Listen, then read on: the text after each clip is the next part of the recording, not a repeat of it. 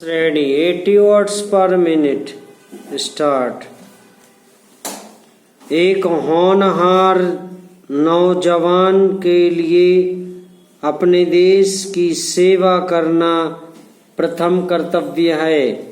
सच तो यह है कि यदि उसने अपने जन्म स्थान का झंडा ऊंचा ना किया तो उसका जन्म ही व्यर्थ है। ऐसा कार्य करने में हमें चाहे सारी जायदाद या जीविका जाती रहे, पर दृढ़ता को न छोड़ना चाहिए। ऐसा कार्य वे ही कर सकते हैं जो कि शक्तिशाली और हिम्मतवर हैं। पैरा किसी दृष्टात्मा को केवल प्रणाम या दंडवत करने या उनके सामने थर थर कांपने से काम नहीं चलता। ऐसा करने से तो अपनी ही दुर्दशा होगी। वह तो अपनी दुष्टता से हरगिज बाज न आएगी। उसके साथ दृढ़ता और कठोरता का व्यवहार होना चाहिए। पैरा छापे खाने में समाचार पत्र तथा इश्तिहार आदि सभी चीजें छपती हैं। समाचार पत्रों में खबर बेचने वाले को संवाददाता कहते हैं। ये अपने दफ्तर को देश का सारा काम संक्षेप में भेजते हैं। किसी भी दृष्टिकोण से देखिए, भारत के लिए एक ऐसे स्वयं सेवक दल की बड़ी आवश्यकता है जो कि चुपचाप परंतु दृढ़ता के साथ प्रातः काल से लेकर सायंकाल तक उसकी सेवा में तत्पर रहे।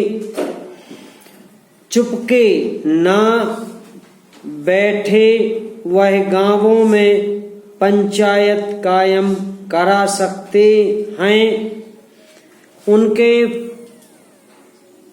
फसलों को झुंड के झुंड घूमते हुए जीव जंतु से रक्षा कर सकते हैं तथा उनकी नाच रंग आदि बुरी आदतों से बचा सकते हैं। वे लोग बड़ी बड़ी तबीयत के होते हैं। आफत का सामना करने में जरा भी नहीं डगमगाते। बड़ी तत्परता से तत्काल ही उसका सामना करने के लिए तैयार हो जाते हैं। वे किसी का तिरस्कार नहीं करते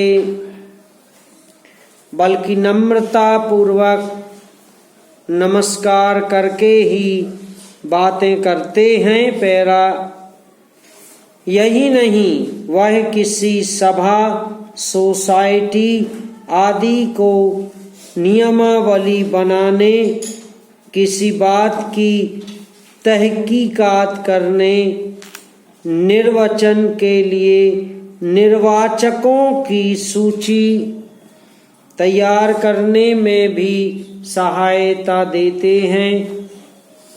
वंदे मातरम गान हमारा जातीय गान है। इसे सर्वव्यापी बनाना कर्तव्य है। इसको प्रचलित करने में चाहे जो कठिनाइयां उठानी पड़े, सबको खुशी खुशी झेलना चाहिए।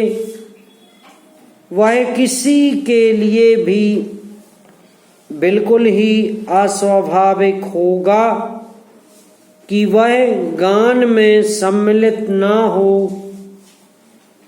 इसका स्वरक्षित रखने में ही हमारी भलाई है। भारत के सबसे बड़े शासनाधिकारी को राष्ट्रपति कहते हैं। समाप्त।